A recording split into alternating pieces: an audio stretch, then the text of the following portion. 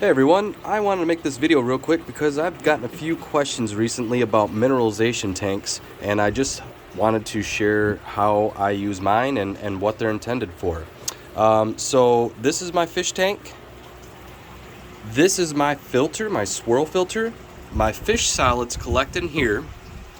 I empty this from down here at the bottom, and I do that every couple weeks. And I empty it into over here this bucket, which is a mineralization tank. So what is a mineralization tank? A mineralization tank is where you put your fish solids to process them further so you can get the minerals out of them, and you add air and you add some media in there for bacteria to grow on, and I add black molasses to it to help encourage the bacterial growth, and you just give it some time. Some folks say about 2 weeks.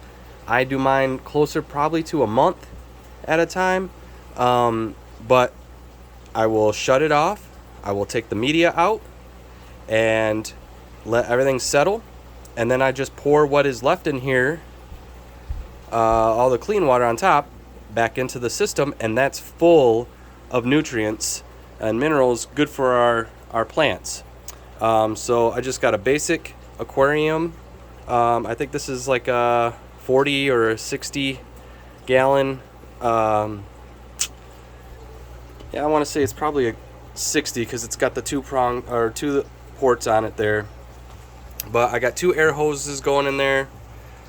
And I'll even open it up because it looks a lot worse than it is. It smells like garden soil. You can't really see much in there. Kind of looks kind of gross. But all that I have cut up in there is I cut up some of this flex tubing. And it floats pretty good in small chunks. And it's got surface area on it. The little ridges are good places for the bacteria to grow. And it's really super cheap. So this is what I use instead of the K1 media. That stuff can get kind of pricey. I leave it in there until it smells like garden soil, like garden dirt, instead of fish poo. And you can see I got it vented outside because over time it would stink this room up, and it's in my basement and I didn't really care for that. So it's a great way to take your waste out of your system instead of having it collect in your beds, which can cause problems at times.